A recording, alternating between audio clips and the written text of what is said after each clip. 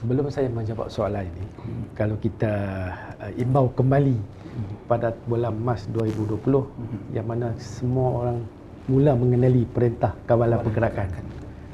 Dan Perintah Kawalan Pergerakan itu bermula daripada bulan Mac 2020 sehinggalah sekarang.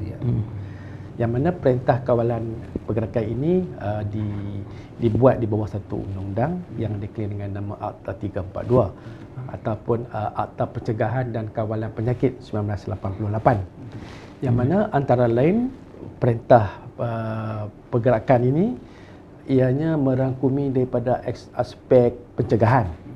Sebagai contoh, kita melihat dari segi sudut merentas, yang mana sekarang ini tidak dibenarkan untuk kita merentas melainkan dengan kelulusan pihak berkuasa, iaitu pihak polis.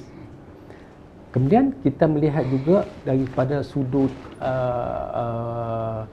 perintah ini juga ada menetapkan beberapa SOP yang perlu dipatuhi bagi mengelakkan wabak ini, penularan wabak ini. Baik, kemudian soalannya, adakah undang-undang ini mencukupi? Baik, jika kita lihat dari sudut penguatkuasaan, yang mana sekarang ini sebelum kita diwujudkan Ordinan Darurat 2021 ini, kuasa penguasaan ini lebih kepada pihak polis. Jadi kita melihat di Data Akhbar pun kita dapati banyak pihak polis pun memaklumkan mereka juga mengalami kengkangan dari sudut sumber manusia dan juga anggota. Sebab terlalu banyak anggota yang diperuntukkan untuk melaksanakan perintah kawalan. Sedangkan jika kita lihat dari segi sudut jenayah pun semakin bertambah, yang mana pihak polis juga perlu tumpukan kepada perkara ini. Jadi sebab itu, jika kita melihat kepada ordinan ini, terdapat juga peruntukan berkaitan dengan Angkatan Tentera. Yang mana Angkatan Tentera telah pun dibolehkan di bawah Ordinan Darurat, diberi kuasa sama dengan polis untuk menguatkuasakan.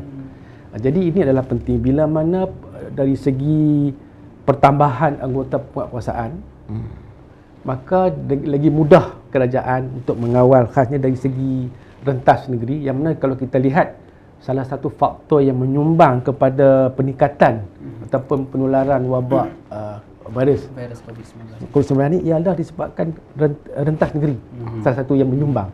Begitu juga kita melihat dari sudut sempadan kita dicerobohi oleh pendatang tanpa juga menyumbang kepada perkara tersebut. Jadi sebab itu pentingnya Akta ataupun Ordinan Darurat ini sebagai satu sokongan ataupun tambahan kepada Akta 342 yang sedia ada. Selain daripada itu, jika kita melihat satu lagi peruntukan di dalam Ordinan Darurat ini, ialah berkenaan yang di-Pertuan Agong boleh memberi satu kuasa kepada mana-mana orang untuk mengambil apa-apa harta atau bangunan ataupun harta alih dan juga sumber manusia. Jadi ini adalah penting. Sebagai contoh, kita memerlukan satu bangunan untuk membuat satu pusat kuarantin segera ataupun untuk buat hospital, dan juga memerlukan sumber manusia, khasnya doktor terpakar daripada pihak swasta. Jadi ordinan ini membenarkan sedangkan baginda di-Pertuan Agong dan juga orang yang diberi kuasa untuk mengambil tindakan. Jadi ini boleh mempercepatkan proses biasa. Seperti yang Tuan Haji cakap di awal tadi, kalau kita mengikut undang-undang biasa tu, dia ada beberapa proses yang melewatkan. Jadi dalam hal penularan wabak COVID-19 ini, dia memerlukan satu masa yang tindakan yang pantas.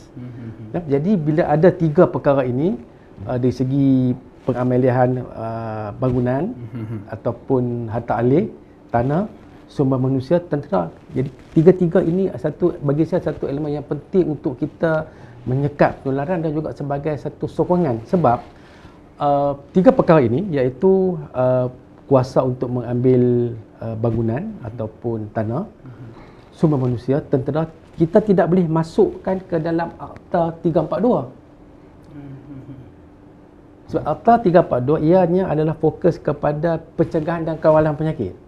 Jadi terpaksa diwujudkan ordinan untuk dimasukkan pendudukan ini sebagai satu jalan untuk mempercepatkan tindakan kerajaan dalam mengekang penularan wabak COVID-19 ini. Jadi sebab itu bagi pandangan saya,